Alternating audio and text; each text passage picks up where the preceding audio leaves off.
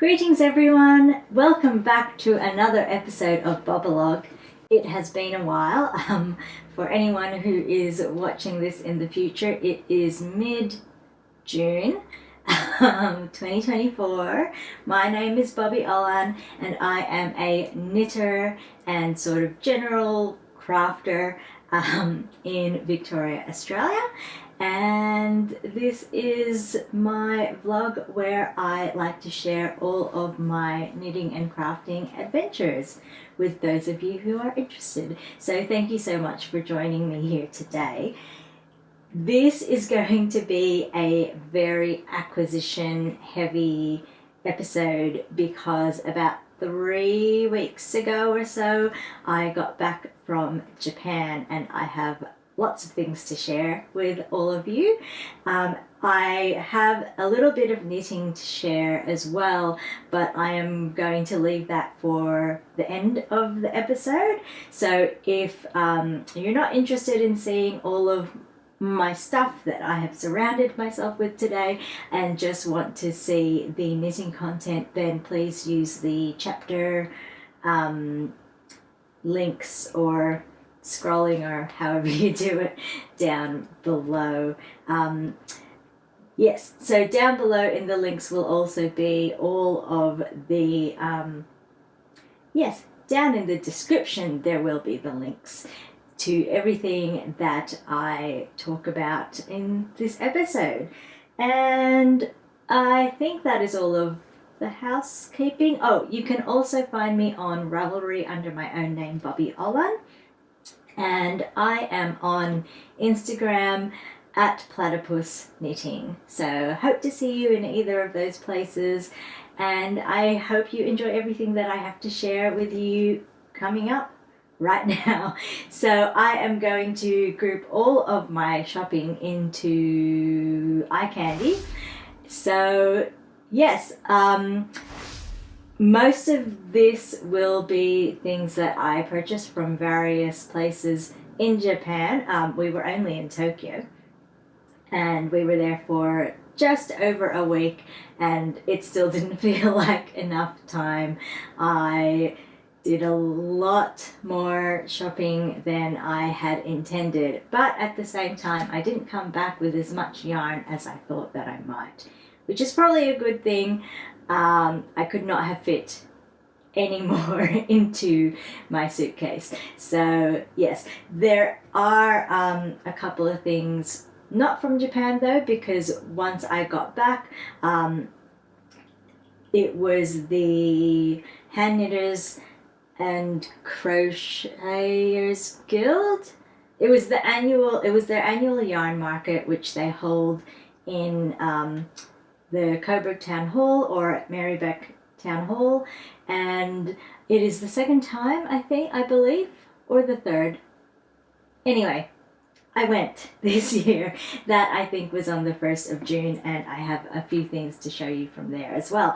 So to jump straight into the content and stop waffling, the first place that I went to was Okadaya, which is a general crafting store. I didn't actually have heaps of time there. It's one of those multi-level craft stores, and I really only went to 2 floors, which was the one focused on sewing and the one focused on knitting. I can't remember what all of the other floors were. I'm sure I have a photo of like the floor level directory. I'm sure I have a photo of the directory somewhere, and if I do I will pop it up here. But yeah, I only had time to visit those 2 stores, and there wasn't really anything I was really interested in any of the other floors anyway. It's always nice to have a look through, so if I ever go back there I would like to make sure I have time to just see what there is in all of the other ones as well. But what I bought from there is I have put all of my Okadaya shopping in this pouch here to show you. So I'm just going to pull things out at random and tell you what they are. So I bought this bag handle. There is a a bag that I knitted. I think it's called the Four Corners bag, by, oh my gosh, I've forgotten her name. I think it's in one of my making magazines, and I think it's by the woman who does Coco Knits. Anyway, I knit that bag, and I always intended to like crochet some straps to carry it around, but I just haven't gotten around to it, and it's been ages. So when I saw that these handles in the shop, I just grabbed a set. They are vegan leather, and it looks like what you do is these these like individual round bits, you must put them on the inside, and then the strap is on the outside, and then you sew, yeah, you sew it on that way, which I quite like, because I feel like that just makes it a bit sturdier and more secure. So I really need to get around to sewing that onto that bag, and I'll show you that when it is done. I would have loved to get one that was in a matching color to the yarn that I used to make that bag, but there wasn't one that really matched, so I just figured black was the safest. What can I pull out next? Ooh, this is a really neat little tool. It's a needle threader. So it has like the basic instructions there of how you use it. But basically, this side is for thinner needles and this side is for thicker needles, and you put the needle in upside down so that the eye of the needle is sitting in there. You lay your thread in the little gap, and then you push down on the button thing in the middle and it threads your needle, and I thought that was just brilliant, so I had to have that. I also got, not looking, what's this? Oh, just a thimble. I got this is a set of needles that I had heard about. I think I'd seen someone mention them on some podcast or another, but I had never found them in real life anywhere before. But as you can see from the illustration, it's just another way of easily threading a needle. Obviously, you can tell I find that a pain in the ass to do, because this is the second thing that I bought that makes that easier, but you just pull your needle down over the top and it locks it into place. So I was really happy to find that there. I bought another set of needles, which was just a set of sashiko needles, which I have always wanted.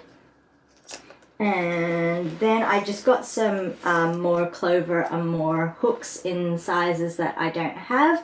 They were a bit more affordable at that store than the ones that I had purchased online here in Australia. And then I spent more time looking at tools and things, and I barely looked at the yarn because I knew that I was going to actual yarn stores, so I didn't really feel the need, and I didn't have the time to really explore all of the yarn at this particular place. But I grabbed one, which is this here. It is a alpaca wool nylon blend, and it is, I think, like an autumn colorway, and it's just a gradient that goes through those colors that you can see there. They had one ball left and it was on sale, so I just grabbed that and decided that would be what I would get from that store. And it is only about 400 meters. Yeah, 400 meters. So I have no idea what I'm gonna make with that. I think when I looked at it, because it looked big, I just sort of assumed it would be a lot more and that would be enough to make me a shawl or something, but I'm gonna have to put some thought into what I make out of that. So we shall see. And I will just dump all of this back into this bag and pull out the next bag for you. Okay, so that is Okadaya. The next place that I went to was Daruma. I went to the Daruma store, and I have never used Daruma yarn before. They are a Japanese yarn company, so I was pretty excited to go. I'm just trying to remember which bag their stuff is in. Is it this one? I think it's this one. Whoopsies. I chucked it all into this bag that I got from Crafty Cottage. Very appropriate. Anyway, so, alright, so non-knitting stuff first. They had a sort of travel bag type thing there that I liked in the store, and I tried to buy, and they said like, oh no, it's not actually for sale, it's just so that you can see the pattern, and it's this one here. There isn't an image in this pattern of like what the finished thing looks like, I don't think. Possibly.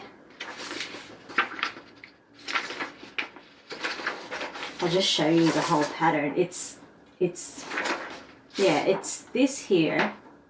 It's a traveler's pouch, and I just thought it was a nice simple design that would be that would come in really handy. And then when I found that I couldn't just buy it outright, I decided, yeah, you know what, I will get the pattern, obviously, and I will also get the fabric that the sample was in. So actually, the pattern comes with both of these. This set has the pattern for both of these, but I only asked for enough fabric to make the pouch thing that I like, and it is really lovely. It is this here, and I'm pretty sure it has, I think I'm going to have to see if I can find it on their website and tell you what the fibre content of that is. But I think that's just like a really lovely fabric. I love that it's embroidered instead of printed, and I love the colour. They had this in another colourway as well, and I did consider getting that other colorway to make this bag, but I decided, you know what, I'm not that much of a sewer. I really only loved this one, and I really did want to make that pattern out of, you know, fabric that from the store where I had seen it. So I got this. The only thing I have to say about this is I didn't bother pulling out my phone to translate the label correctly, so when it said something like 450 yen, I assumed that was per meter, and it wasn't. I think it was like for 10 centimeters or something, so I paid a lot more for that fabric than I had expected to, but I'm fine with that because I did still really want to make that pattern out of that fabric. So yes, what else did I buy from there that isn't yarn? Oh yes, I bought this beautiful rainbow sashiko thread, and I already do have a plan for what I am going to use that for.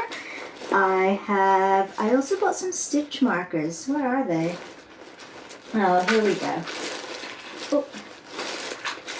Excuse all the noise and all the looking down. So I just got some simple locking stitch markers here. I have a few of those light bulb safety pin ones that so many people use, but I don't actually love using them. And when I saw these, I thought that they just seemed like a style that I would find nicer to use, like easier to use, and more helpful for, yeah, just how I want to use them. So I got one set that is black and one set that is white, and they just, yeah. So I have already actually started using them, and they're great. So I got that, and then let me show you the yarn. So I picked one of their hand dyed, which is Rambouillet, beautiful color, very me. I also picked, I bought 5 balls of this linen ramie cotton yarn. I actually did look up one of the patterns that is on my queue, just like a singlet top type thing, just to check how much yardage that would be, just so that I wasn't buying a random amount and who knew if it would be enough or not. So I bought 5 balls of this beautiful color. Yes, and then I bought this here. I kind of wish I had paid a bit more attention to the yardage of it, but I don't really know yet what I'm gonna make out of it. But they had some beautiful examples of like bags and hats that had been knitted or crocheted out of this. It is, from memory, it's 100% bamboo or something like that, but I could be wrong. But I got that. We'll see how far that goes. And then the last yarn that I bought is one that they call tube. Let me just pull it out. Should have taken it out of the plastic before filming. Sorry. Be gone. Alright, so that's the tube yarn there. So I picked these 2 colors, and it's like it's a tube. It's a tube of yarn. So it's almost like an I-cord. And I bought one of each with the intention of making like dish scrubbies or something like that out of them, loofahs or something like that, washcloths.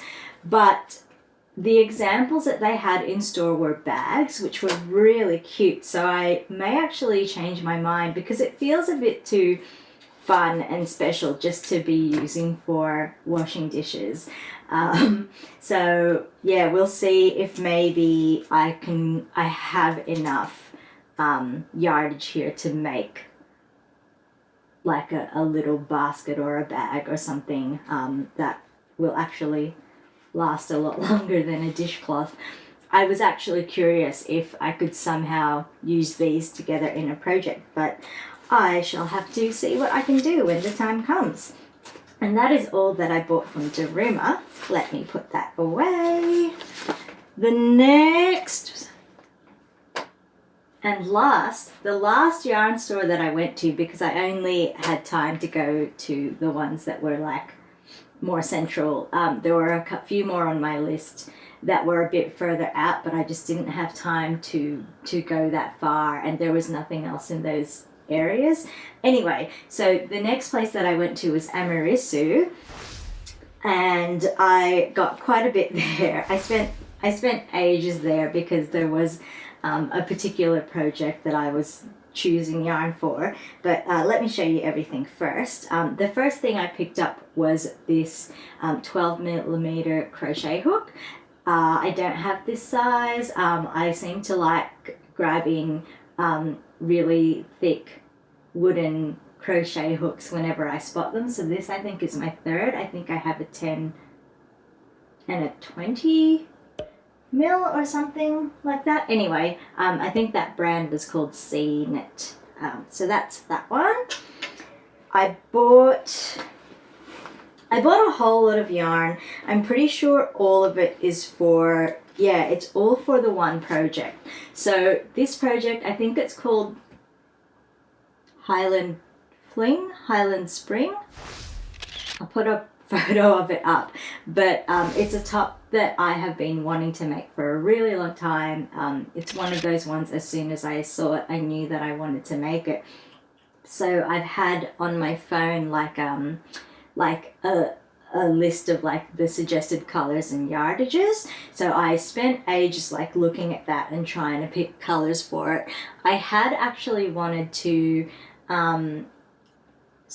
okay, backtrack a little bit. That top I'm pretty sure is made out of cotton. I have always wanted to make it out of linen or a linen blend. So when I saw that linen ramie cotton yarn at Daruma, I really wanted to use that, but the yardages on it were just not quite right. I would have, like for example, for the smaller colors in this pattern, I like two balls of that Daruma yarn would have been just too little, so I would have had to buy a third ball, but I would have only used like a very small amount of it, and I didn't love the idea of having like that much leftovers. But then when I saw this yarn in Amarisu, which is a wool, cotton, silk, linen blend, they also had, this is their parade yarn, by the way. They also had a bunch of minis, and the yardages were actually kind of like perfect to give me, you know, like enough extra in case I did need some extra, but not have like a heap left over. So there were three colors that I needed like double the quantity of than all the other colors, so I picked these here. These two are just sort of their standard colors, and then this one here is one of their hand dyed. I really wanted to include like something with just very light speckling in this pattern, just to make it a little bit more fun. So there are those, and then okay, there's that color, that color, this color, this color, that one, and last but not least, this one here. So if you can imagine all of these going together in the one project, I really hope it turns out well. I didn't exactly like follow all of the colors that the pattern said. I substituted here and there because I was limited to the colors of the minis that they had, which wasn't available in all of the colors. I'm pretty sure I ended up getting like every single mini that they had a color of, and it was like just enough to fulfill all of the different requirements that the pattern called for. So I hope it works. Yeah, we'll see about that one. Okay, oh, let me get that all in.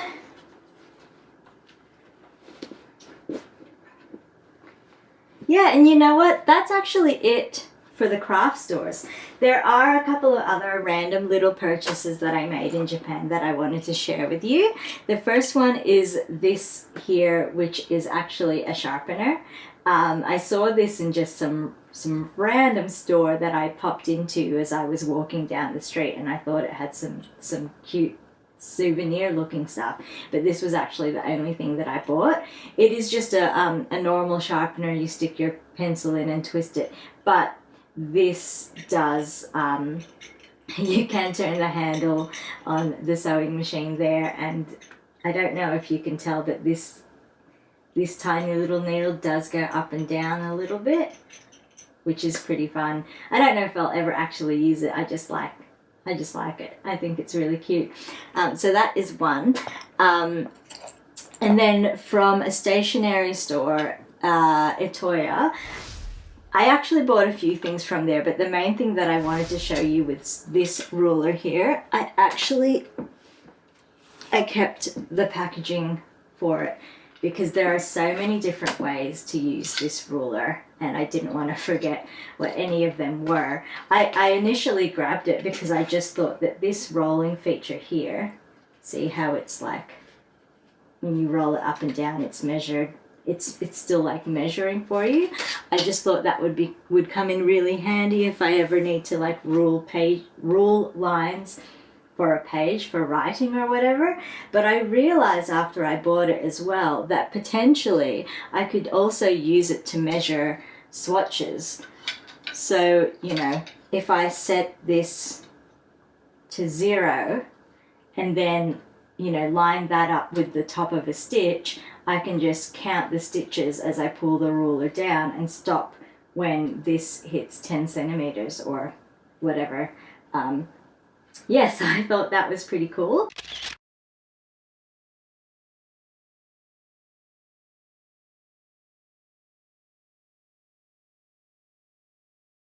So I grabbed that, and then from another stationery store that was in Tokyo Station, I think it was called New, N-E-U-E, but if I've got that wrong, I'll make a correction somewhere on the screen here.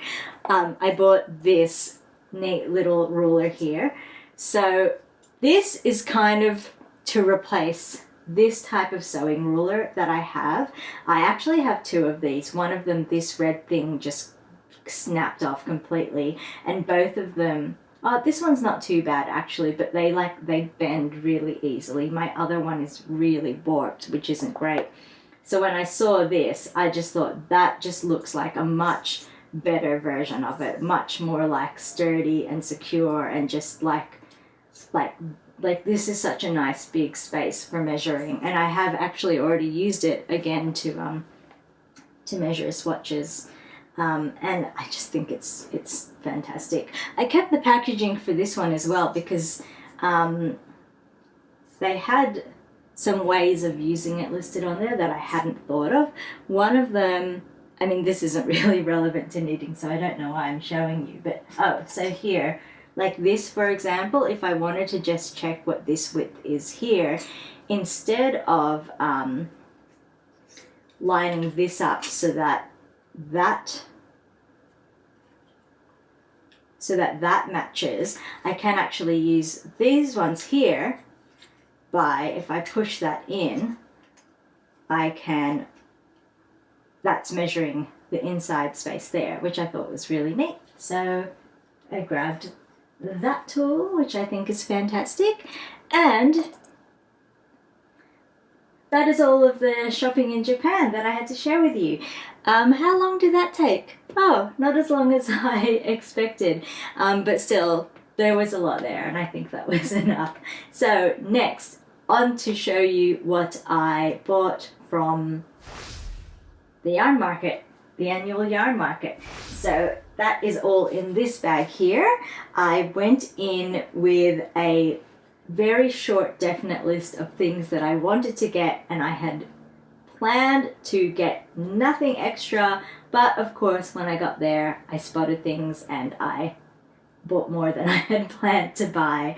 I didn't let myself look at yarn beyond what I had gone there to look for.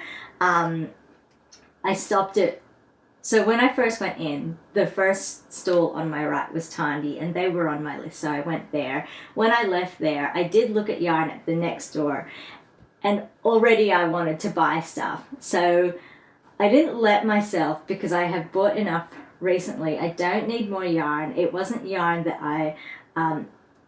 I needed for a project that I had in mind. It was just beautiful yarn.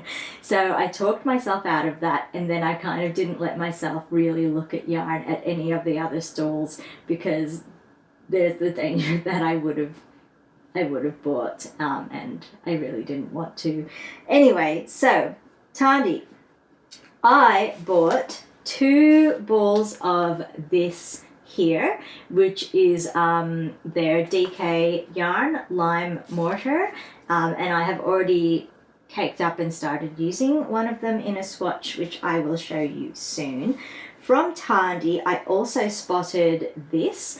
I actually managed to grab their very last ball of this lace weight. I have this yarn already in just the natural undyed color, but when I saw that they had one that was dyed, I just had to grab it so that I can then use those two together in some project or other. So that's that there. And then, because it was right next to the checkout, I couldn't resist grabbing this fibre as well. So this is Polworth and Mulberry Silk.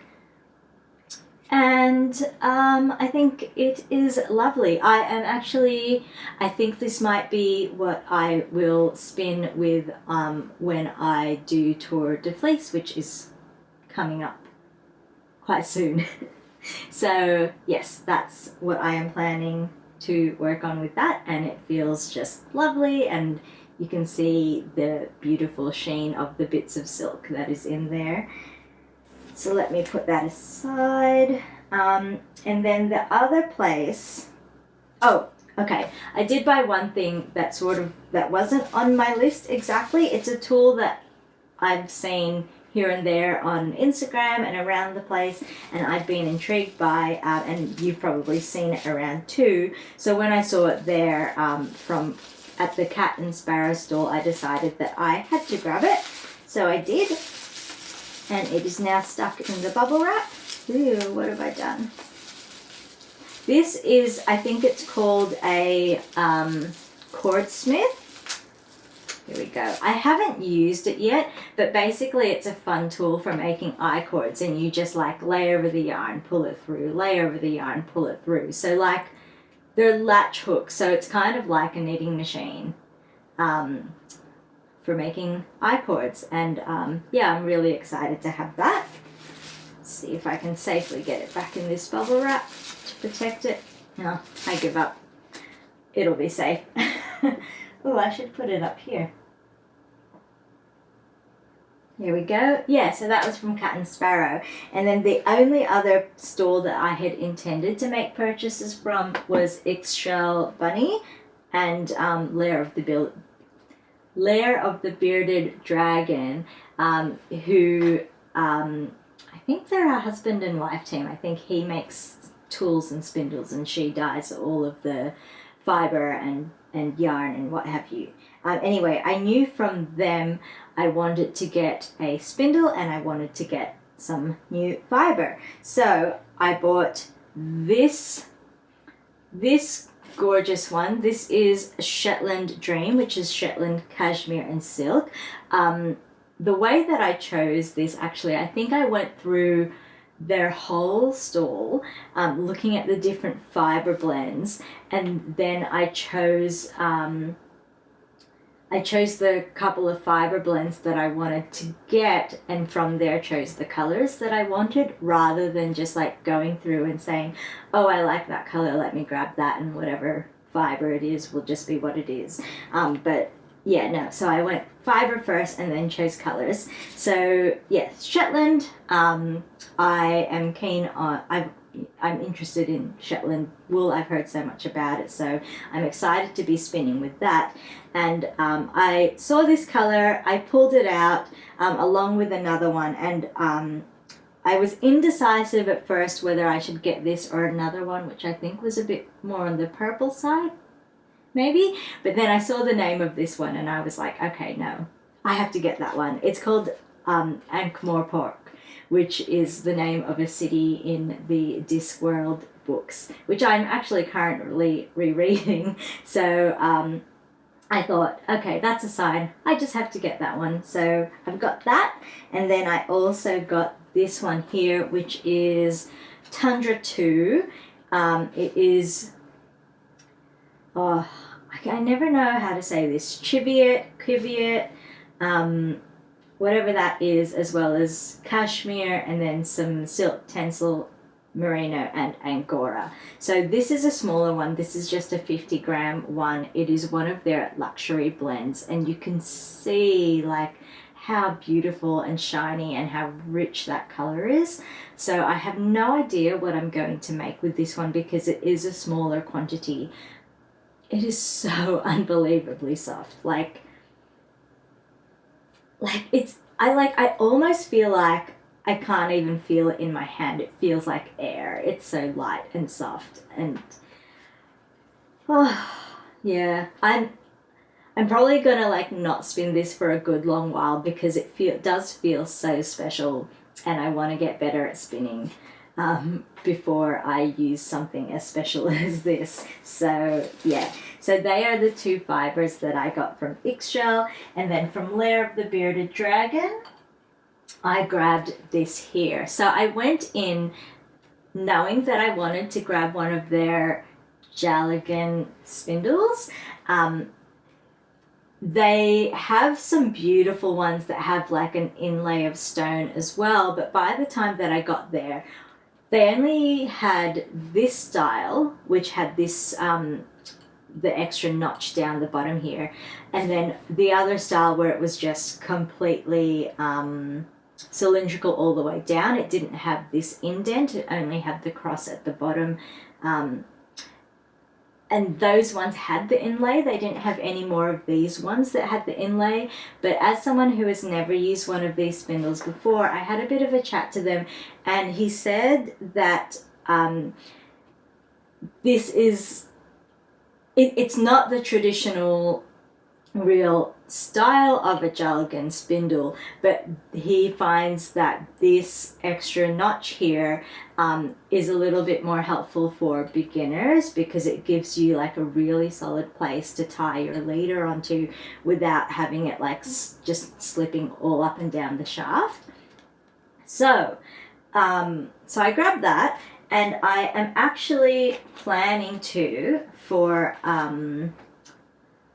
Tour de Fleece, I want to try spinning this on this, and I am not participating, I'm not joining a team or anything for Tour de Fleece. It's the first time I'm kind of participating in it, but I'm not, I'm sort of using it as like a time for myself to like to try something new, rather than trying to spin as much yardage as I can in the time. So yeah, so that's my plan for Tour de Fleece.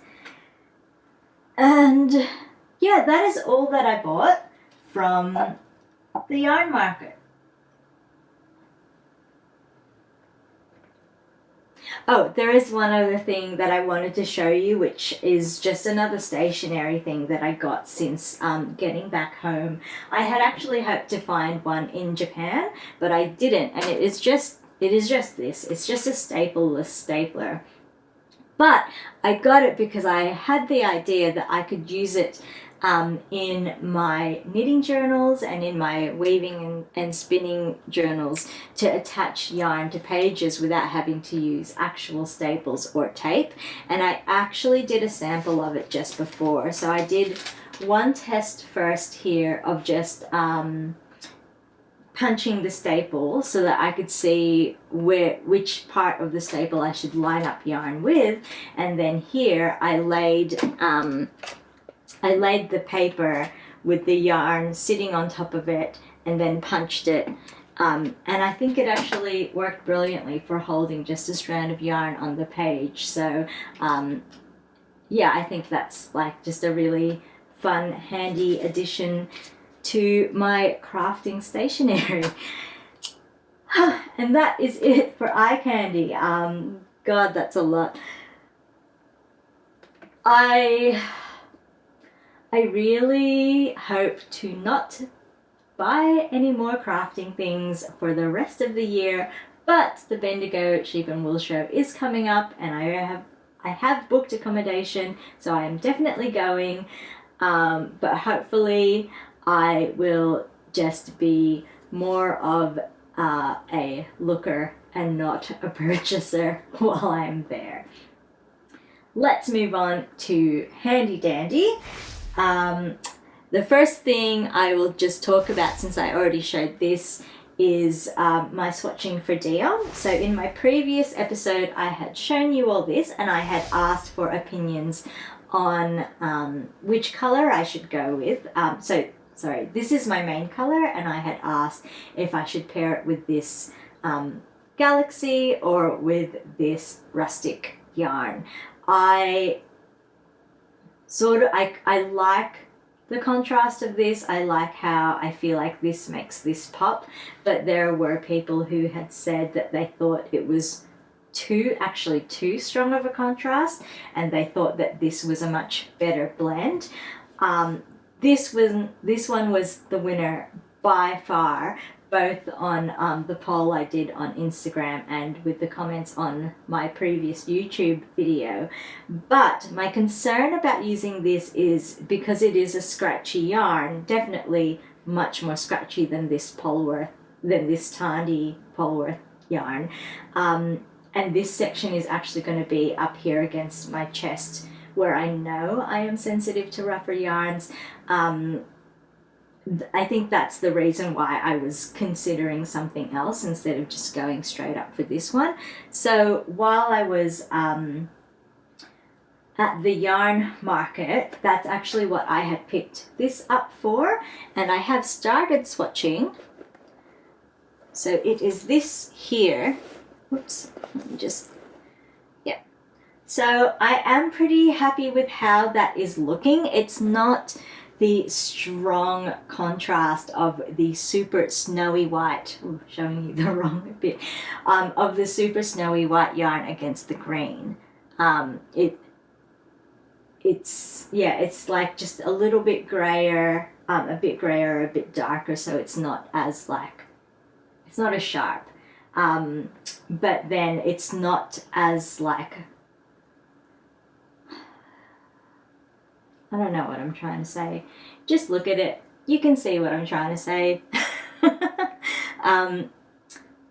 Yeah, they had a natural cream which was a lot whiter than this. I'd actually completely forgotten or hadn't known that they had this lime mortar colorway. I'm not actually sure if it is a natural color or if it's a dyed one, but it was with their natural colors. So they have a cream, they had this, they had a light brown, and then they have a slightly darker brown. And I originally thought I was going to get the light brown because I was trying to match this, but when I saw that they had one that was when I saw this one, I thought that this was a much better blend, because I did sort of want to, I think I did want more of a contrast than this was giving, but less of a contrast than this was giving. Basically, that's what I'm trying to say. So yeah, I'm swatching again now. I need to switch now to one bigger needle size and keep going with this one, and I think that should give me I should get gauge with one of the 3 needles that I have used on this swatch here. So yeah, and that is, so on the front I was doing just stockinette, and then after a little bit of that I realized that I could use half of it to swatch the cable in the pattern. So that is it there, and I think it looks lovely. I guess it'll be that way around in the jumper. Yeah, so I'm super excited about that. And then the other project that I have to share is the Haskins, which I am I just dropped a ball of yarn. I'll get to it later. Yes, I have been making for a while now the Haskins jumper for my partner's birthday, which is actually in like, it's at the end of, oh my gosh, it's like 2 days away. So I'm definitely not going to get it done in time. I think I would have if, for one thing, okay, so I did bring that project to Japan to work on, but I actually didn't have as much free time as I thought that I would, and I think I knit about 4 rows in total, and they were on the plane. So I didn't get very far working on it there. And then when I got back, I was just feeling really crappy, actually. I slept really badly when I was there. I've always had insomnia, but while I was there, I was sleeping so badly that I started actually feeling like lightheaded and dizzy, even before I flew back home. And then I feel like we caught a red-eye flight coming back, and I barely slept on the plane. And I think even so, yeah, because of all of that, even though there was only a 1 hour difference between Melbourne and Tokyo, I felt like I had the worst jet lag I have ever had in my life when I got back, and I was just groggy and lightheaded and dizzy for like the next week. So I didn't get to do any more knitting then.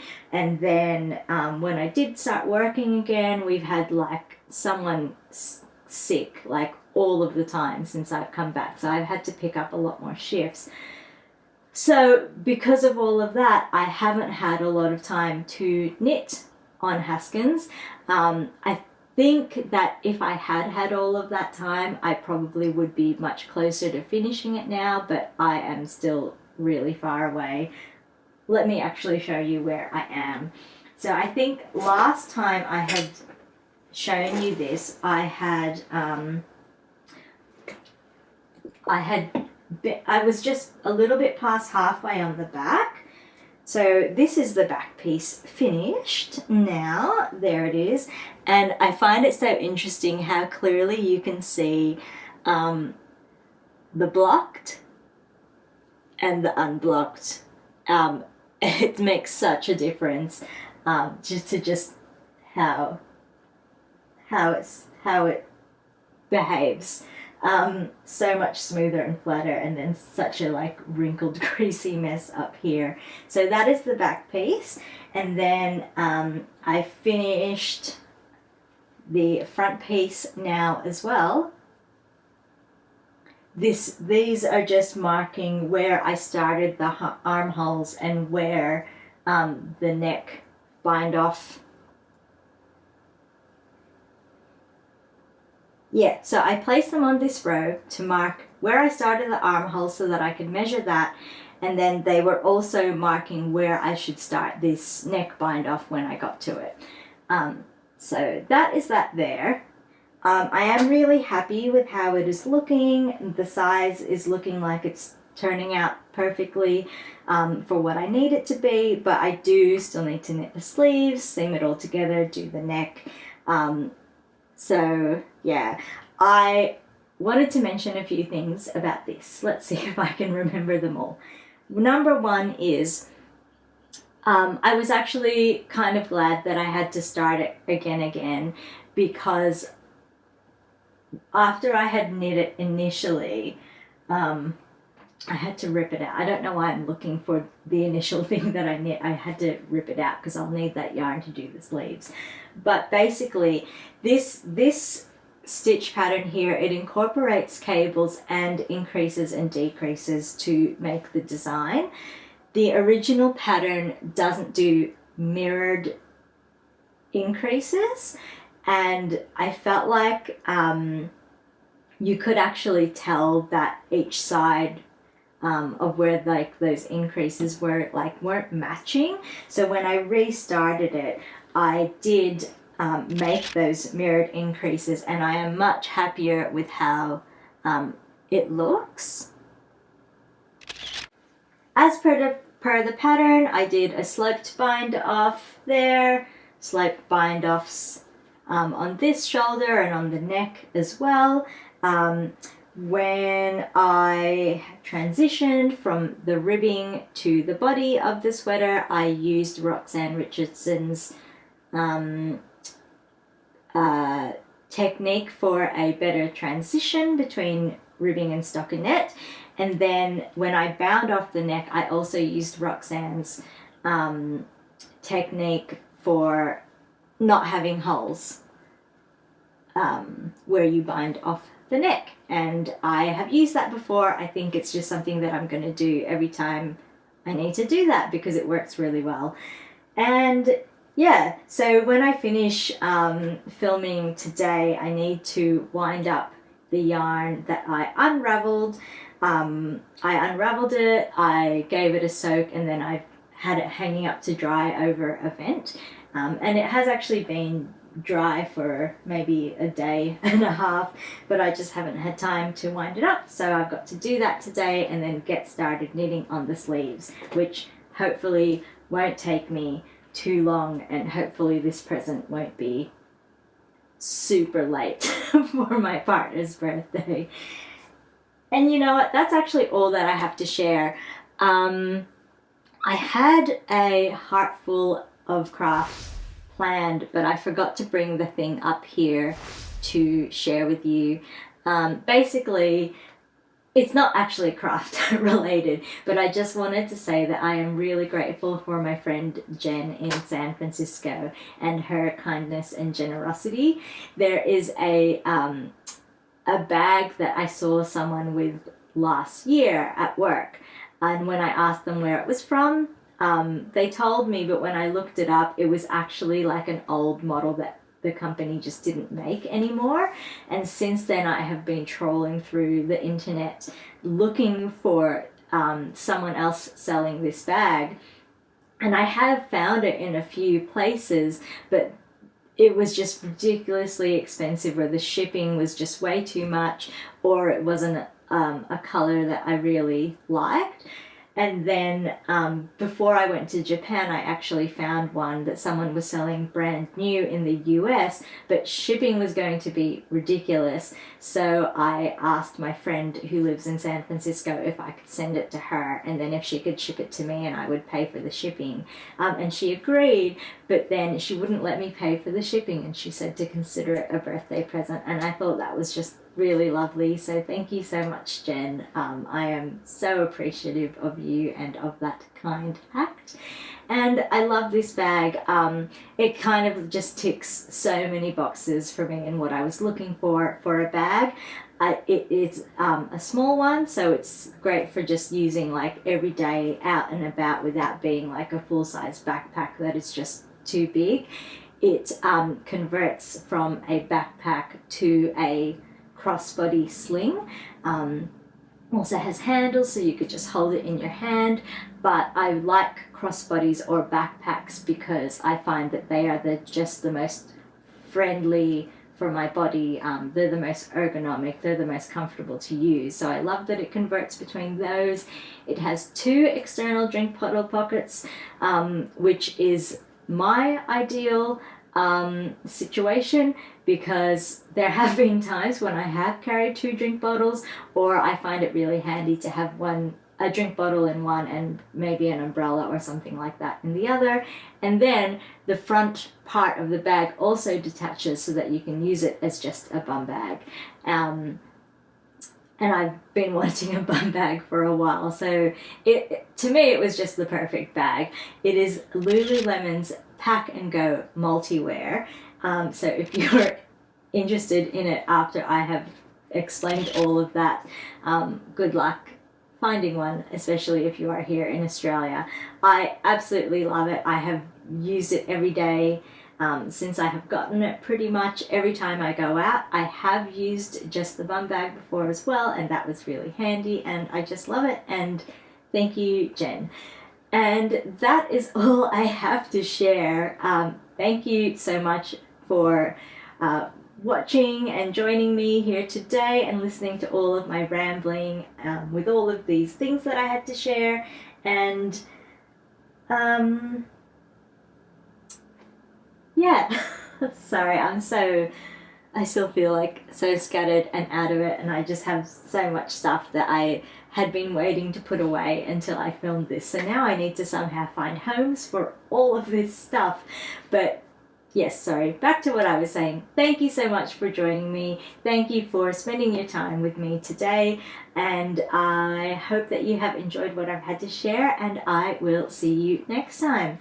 Take care, and yes, fare thee well.